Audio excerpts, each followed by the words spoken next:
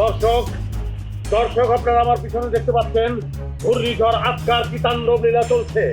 দর্শক দর্শক আবহাওয়া অফিস 9 নম্বর মহাবিপৎসংকেত দেখাতে বলেছে। এদিকে জেলা প্রশাসক স্থানীয় সকল লোকজনকে আশ্রয় কেন্দ্রে আশ্রয় নিতে বলেছে। আমরা কতিপয় সাংবাদিক নিজেদের জীবনের ঝুঁকি নিয়ে আমরা ফিল্ডে আছি, আমরা সংবাদ কভার করতেছি। কতক্ষণ থাকতে পারবো জানি না।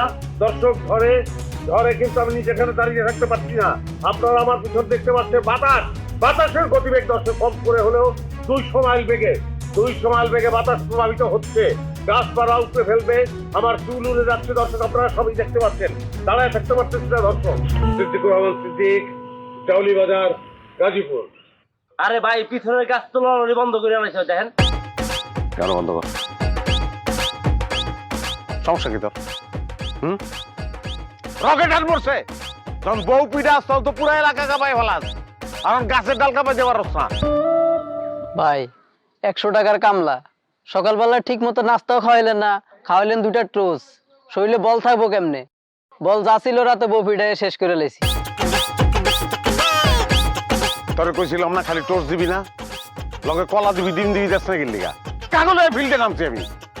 বাজান রে বাজান, একটু কষ্ট করে বুঝে বুঝে, আর 20টা জাকিদের মধ্যে আমার কাজ শেষ হয়ে যাবে। ক্যামেরা অন কর। দর্শক ঘূর্ণিঝড় আজকার লেটেস্ট আপডেট নিয়ে আবার হাজির হলাম।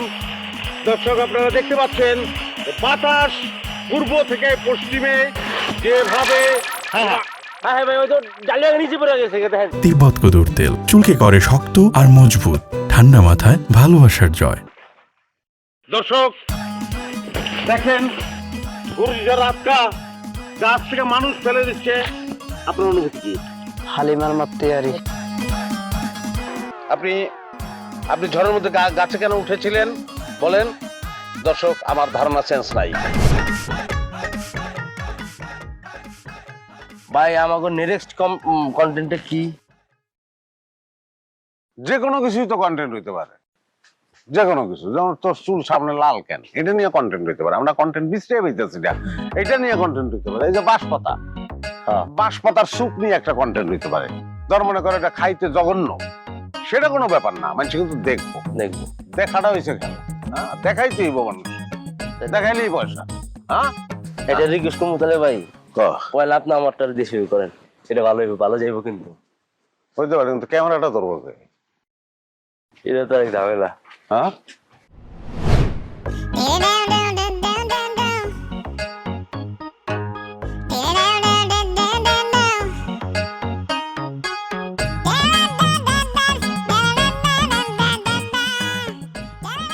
দেন আরেক সাংবাদিক কারণটা জানি বিয়ান মাগনা সিনেমা দেখা শুরু করছে। জানি না ভাই, মজা লাগে।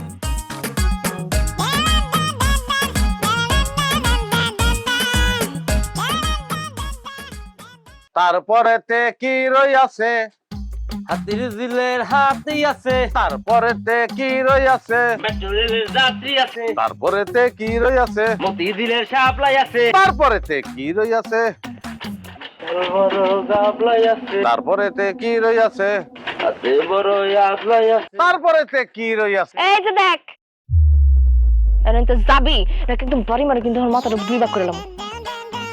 শরম করে না তো? এই যে আল্লাহর 30টা দিন মানুষের জ্বালা, মানুষের বাড়ির ভিতর চুক্তি দিয়ে দেহ, তারপরে সেই সংবাদ রাষ্ট্র করে বেড়া,